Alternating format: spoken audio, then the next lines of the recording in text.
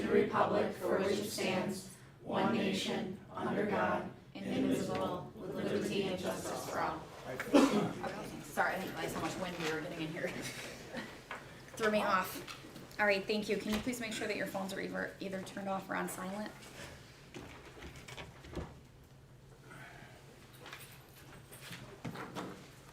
And I'm assuming there's no public forum because I didn't see the sheet. So, Mr. Carter, when you're ready.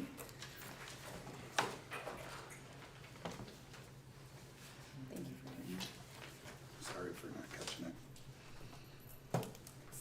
Look past this table, so I would come. All right, and here presenting about the 2024 Summer Rams Academy.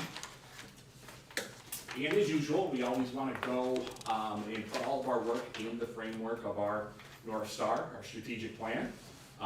Most of what I'm giving you today is all about that educational excellence. So since the day that Mr. Van Orman had asked me to coordinate this program, I had a couple goals, pretty clear. Let's get the program up and running. Let's get the program what it needs. Give me time as a new administrator to evaluate the program. Let's see how it's working from my lens, my background, okay?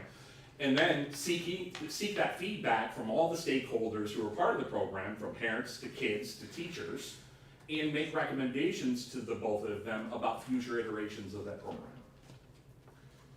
So a little rundown of our attendance for the summer program by grade level. We had 166 enrolled students. Now this just counts for the AM program. I'm not presenting anything overall about the PM program. This is the academic portion of our summer, okay? As I said, 166 students, 56% overall, kind of staggered in terms of grade level, you know, with the overall attendance for those 20 total days. So getting into some of the results, I just want to point out, the teachers use a variety of different tools to assess the kids at the end of the summer. So one of the things I did in the presentation that you're looking at, for the most part, I aggregated it all out to 100-point scales. Now, some of these things, if you're curious and you get to the Q&A portion, I can certainly tell you what the original rubrics are. You've probably heard of some of these and have some familiarity with them, but I figured for universality, that's probably not the right version of that, okay? It's kind of like a word that Mr. Van Orman makes up. Pushing everything out to a 100-point scale would make the data easier to take a good look at, okay?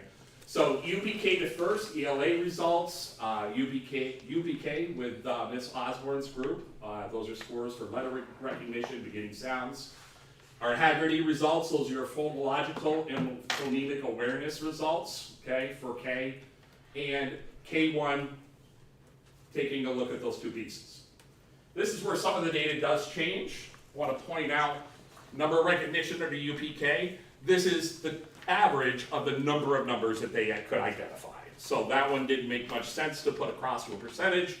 88 is hot, there's our averages on the count to 100 assessment, and I have road counting at a 28 sequence.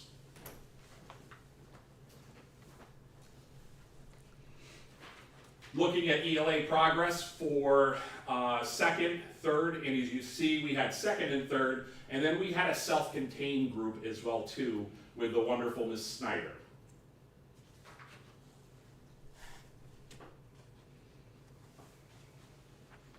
Looking at the math, and this is where we did get some wonderful opportunities this summer. As the board knows, we're adopting new curriculum. So one of the things that Mrs. Davini and I started the summer with is the offering of the teachers who are in the summer program to kind of start to pilot this, put their toes in the water. So using, you know, those students who are in the same grade level as they finish the year with, kind of running through these lessons and getting a feel for the curriculum, okay? So some of these groups, most in particular, second and third, dabbled into these programs with both their curriculum and their assessments. Looking at our 4 to 6, our new EL curriculum was used pretty steadily in this group, okay? Fourth with Mr. Goodwin, fifth with Ms. Wilson, and sixth with Sean O'Keefe. 4 to 6 dabbled in it as well, so really everything that you're seeing here, some of the results, are pretty consistently representative of the new curriculum. With some exception, Ms. Wilson did both an ELA assessment, total ELA, and then she broke her group into smaller sections and did a book study with that.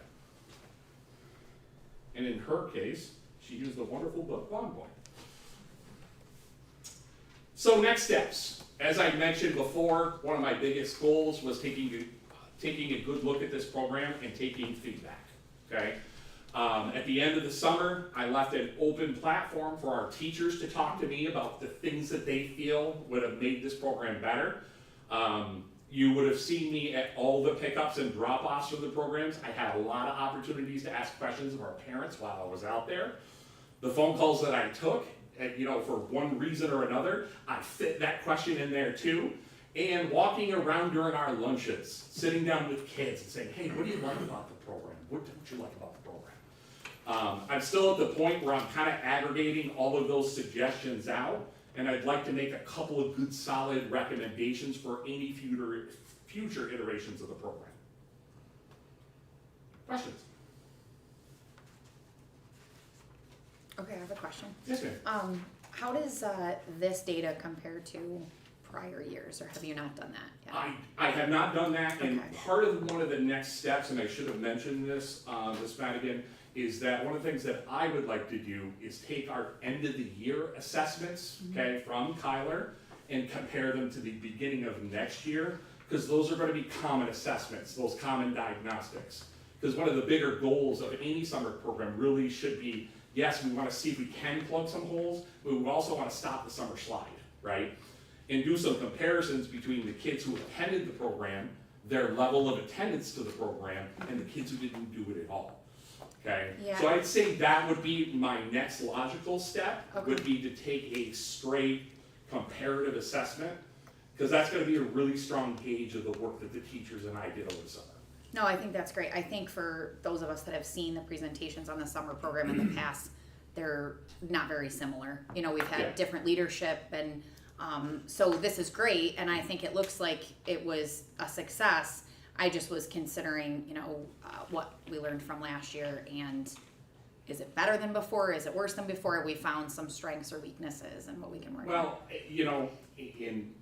told both Ms. Devaney and Mr. Van Orman, I was keeping a running record from the get-go of things that I didn't do super good the first time, and things that I feel like would benefit kids.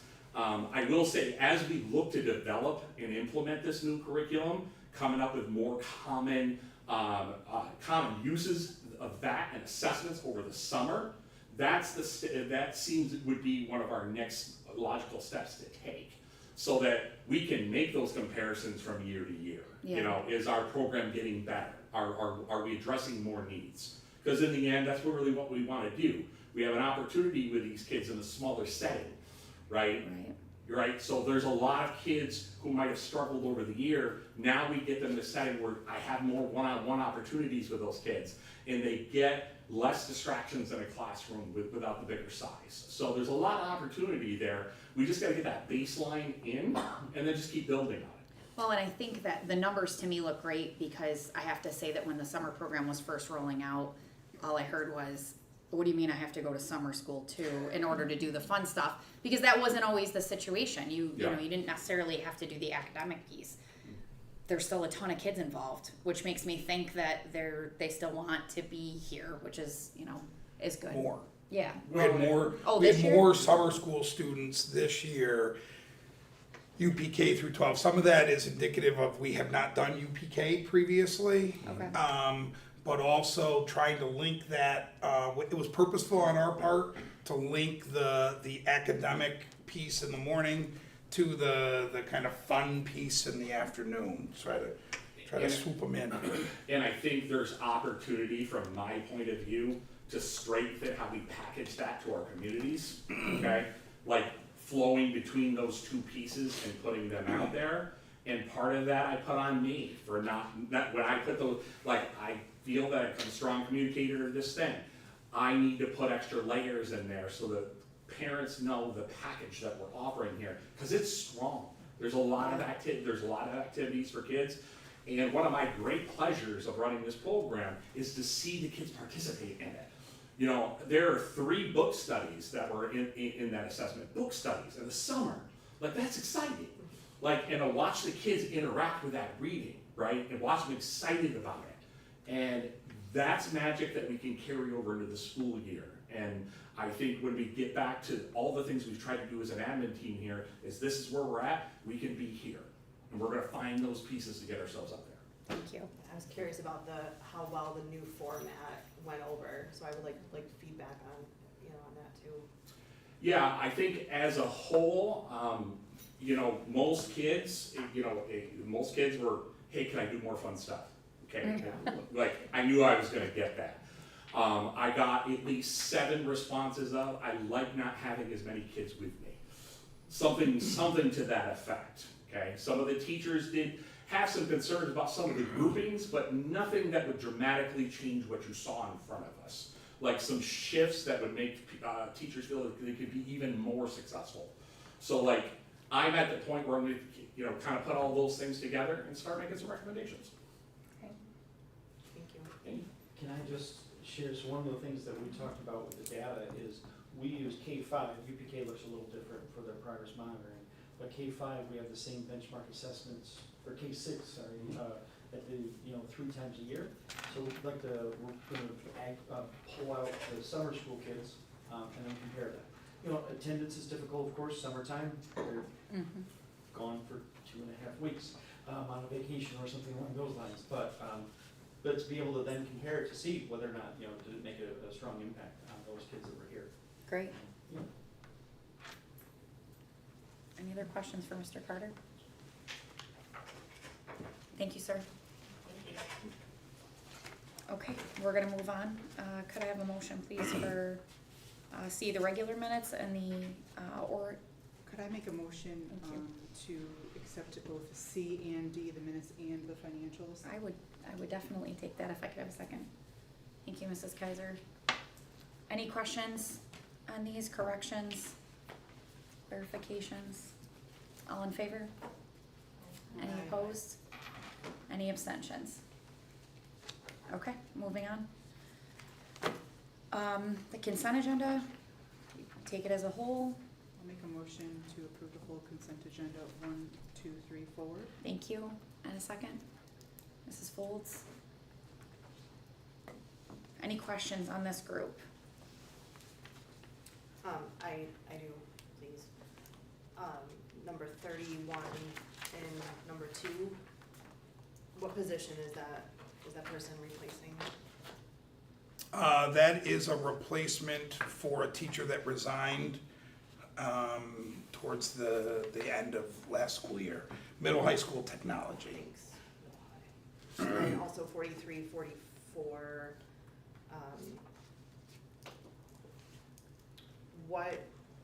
what exactly is 44 doing differently, I guess, if they're the same? So-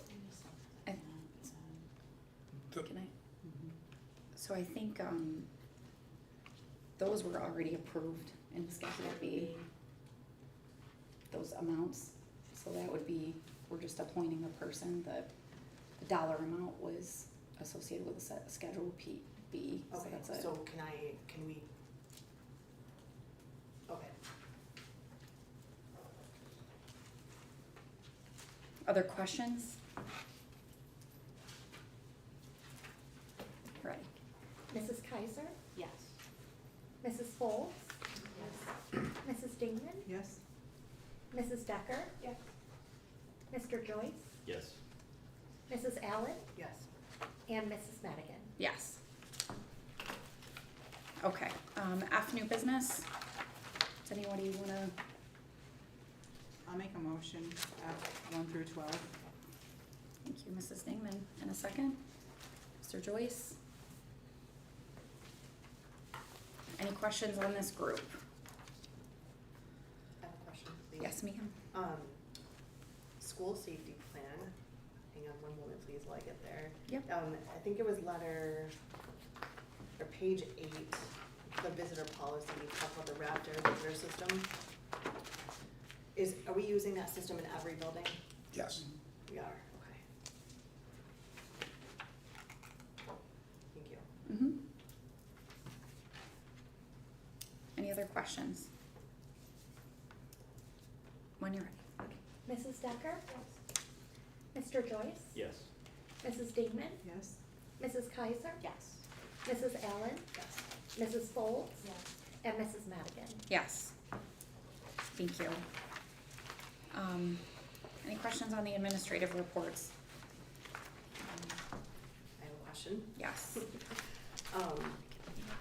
The transportation update, there was a mention about,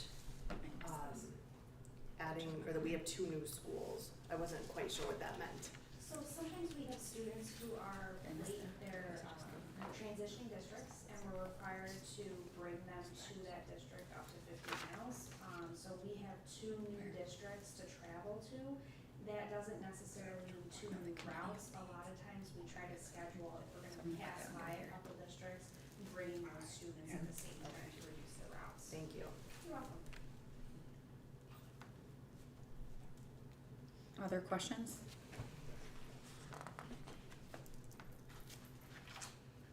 Okay, Mr. Norman? Certainly. So I wanted to attach just, sometimes we do get nice notes and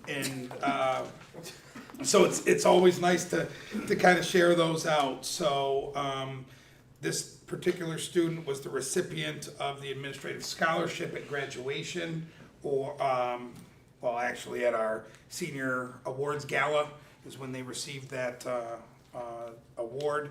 But in this case, the student wrote a thank you letter, so I just wanted to, the award did not come from the board, but I just wanted to kind of share that we did receive a thank you note from somebody. That's great. And then I know I had shared previously, tentative Board of Ed presentation schedules doesn't need to be voted on. But we, as an administrative team, spent some time really trying to focus on purposeful dates on when some of these presentations might occur, with a focus on trying to really bring some highlighting some student achievement and student participation this year at some of these events. So the hope and the expectation is through many of these presentations, not only can we update the board and the community on things that are going on in the school, but we can celebrate the involvement and the great work that some of our students are doing. So, Can I ask a question about it? sure. Academic updates, I know we had talked about having them more frequently. I only see them in October on here. Is that, I know it's tentative though, so is that something that we might expect more than once during the year? Yeah, I think the conversation that we had administratively was around some of that information is going to come out through their regular monthly administrative updates. Okay. So this would supplement or enhance some of that, some of those updates. Okay. But would we also get something towards the end of the year, like some sort of presentation towards the end of the year, or no? Like we did last year? That's not listed in here. If that's something that the board, the difficult thing at the end of the school year is we don't have all the data yet at that point. We don't have all the Regents results. We don't have our finalized graduation rate. Some of that stuff is embargoed. We don't have our 3.8 testing results at that point. So typically by October, when we see this date, that'll be inclusive of some of the results from this past year. Gotcha. So October is the ideal time when you can gather the information? Well, we still yet, as of today, have not received our 3.8 testing results. That won't come until September. So the test that the students took this past spring, we have not even seen an advanced screening on that information yet. So once we then get it, we can start to break it down, disaggregate it, and then put it into a format. So October is generally kind of about as early as we can get you folks that information. So maybe Mrs. Decker's comment about kind of where we ended for the year is really gonna end up coming in October. And then maybe what we could do though, if we see something that, maybe we need some more information, we could potentially add something in or include it with Yeah. another presentation. I guess I'm just thinking like we're collecting data all year, right? Like we're different data sources and we're looking at different things all Yep. year. So I feel like that's an important part of our role. Well, really, if your And so- benchmarking is like end of September, early October, and then again in January, you're not gonna have anything until after you look at that January benchmark anyway, so. Right, even if we presented the fall benchmarking data that takes place, as Mrs. Kaiser indicated, it's just a number at that point. There's nothing to compare it to other than last year's data. But again, I think some of that stuff certainly should be coming through in our administrative updates, either at the building level or in Mrs. Davini's role as well. Or it could maybe even go in just one of the administrative reports that we see like after January, like so maybe February, and that administrative report, we just see like these are the comparative numbers. Mhm. Like not necessarily a full-on presentation, but if we wanted to see those numbers, we would Absolutely. have it in the report. Yeah, we can certainly get the information in a meaningful manner to you folks. I have just to piggyback on that, similarly, I saw the MTSS update for January and I had kind of a similar thought, like, oh, should that be more than once? Or did we talk about having multiple updates, or maybe I'm just not remembering correctly, but the MTSS update stuck out to me in this schedule as being like the lone January presentation. Certainly, I think the things that we gotta consider are, we've reduced the amount of board meetings that we have. And again, with our focus trying to be on getting kids, and highlighting kid programs, we had to tried to strike a fine balance between information on programs and activities and data, and also leaving opportunities to highlight kid activities. So, again, those MTSS updates will most likely come through in building and administrative updates. If things go drastically different and we need to make adjustments, we certainly have fluidity with this. The same way we would have fluidity if one of our athletic programs won a state championship, we would certainly find an opportunity to bring them in as well. If there's the will of the board to get some different changes to some of these, we can look to make those adjustments. Thank you. Other questions? Okay, Mr. Van Orman, did you have anything else? I have nothing else. Okay. Sorry. So I just noticed just now we left off the committee updates, so I apologize. That was my mistake. Does anyone have anything to share in any committee that they're on tonight? I do. So the Community Center Advisory Board, I brought back some information that we had in our last meeting discussion on July 8th. There was some concern by the advisory board because the board was under the impression that the collaborative meeting that was back in April between the Board of Education representatives and the advisory board representatives was to take the proposed increase at that point and reduce it for the membership rate increase. Because our auditors, needed to see a little bit of traction at that point. So after some conversing with the advisory board, it was just agreed upon just to table the topic at this point. So I think there was just a little bit of confusion and not clearly understanding what was expected. So just table it until after the capital improvement project is done and we'll revisit. Okay. Thank you. And then the bylaws are continuing to be looked at and reviewed and revised. What's your timeline on that? Do you have one? We do not have a timeline, but we're pretty close to being finished. Oh, okay. All right.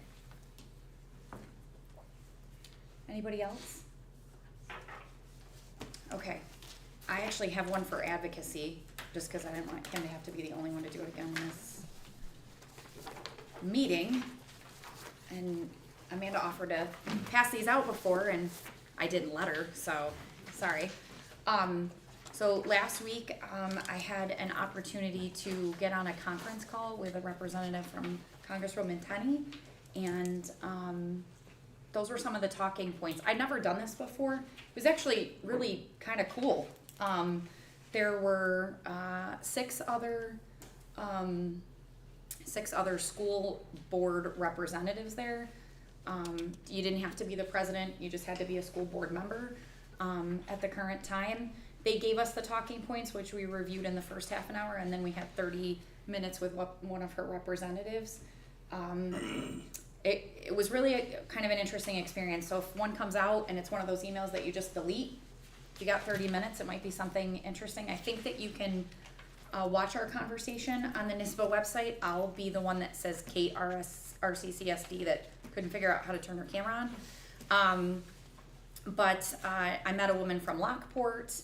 The board president from Newark made a comment about how rural her district was. I told Mr. Van Orman that the gentleman from Williamson, and I kind of laughed at that, because we have, Lockport was? no, Newark. Oh, I was like. Yeah, no, Lockport. But we had an opportunity to hit a little bit on everything. We really kind of focused on the staff shortages and the new idea on the electric bus initiative. So nothing got solved, but it was nice to share some thoughts, and it was nice to hear that some of the same concerns that we have are in other school districts that are either close to our size or not. So I made copies of those just in case you cared. I don't know how often they do it because this was actually an email that I used to delete. So I don't know when it'll be out again, but I just wanted to share what I got, and if you have any questions, you can let me know, or you can look it up. Like I said, I'm pretty sure if the video isn't on there, I know the responses from her representative are supposed to be up, so. I had a question about a committee and I can't pull anything up on my computer. Okay. So Eric, I'll need help when this is over. Did we decide, are we doing a rural schools committee or are we not? Was somebody on that? So that would be through advocacy. Okay. Rural schools, if we actually just had a conversation about, Fort County, right? If we were gonna join that, so I think it would be me at this time unless we decided that we wanted to split it off and have it be its own. I only asked because I was in Lake Placid last week and I started talking to this guy at the store, and he was talking about how Mike Rosioni from the hockey Olympic team or whatever, he was running a conference in Lake Placid the week prior for rural schools, and I kind of questioned the guy about, like, you know, for what, and he was just talking about opportunities that rural schools would have and ways to kind of get into different programming and things like that, and I just thought it was really neat, and I was like, it's funny you say this about rural schools because we were talking about that we probably needed to be more involved in this, but I don't know, I thought that was pretty interesting, so. Yeah, I think our Making last. sure we take those opportunities as a rural school. Yeah, I think the last person to represent us actually was Mr. Van Orman. It was rural schools, right, that you were recently at? The same one that Mrs. Kaiser's referencing. Yeah. So you were there. Was it incredible? I think it's anytime, like right, that just was a as miracle. Kate's talking, right, when we hear, you know, from the school board level or from rural schools, any of these, what I would consider to be advocacy groups, whether it's, you know, it's great to kind of see what the hot button topics are. And each of those advocacy groups has kind of their own or their own piece to it. I was able to attend a lot of the same, I attended some sessions on staffing shortages. So some of the same talking points that are in the school board's pamphlet were the same conference sessions that were presented at rural schools. So probably a lot of the same people, just as Mrs. Madigan was indicating, kind of some of the rural school perspective looks much different than the inner city or the suburban first ring suburban school problems that we have, so. But we definitely can be more involved, and I think that in the past, when we've broken those all up. And we've put a couple of people on there, we've just kinda Lost in the shuffle. yeah, you know, there were so many committees and what you're committed to doing, so hopefully, hopefully that'll be a little bit different this year. Okay. I'm surprised he wasn't like, oh yeah, the Red Creek superintendent took all these pictures with him. He wasn't, but now I'm wondering, like, did you meet him? You got an autograph and a little jersey? I did not, no. Come on. He's not gonna tell you probably if he did. All right, did anyone else have anything for any committee? Okay, all right, then, I would take a motion to adjourn, please. Mrs. Kaiser, in a second. Mr. Joyce, thank you very much.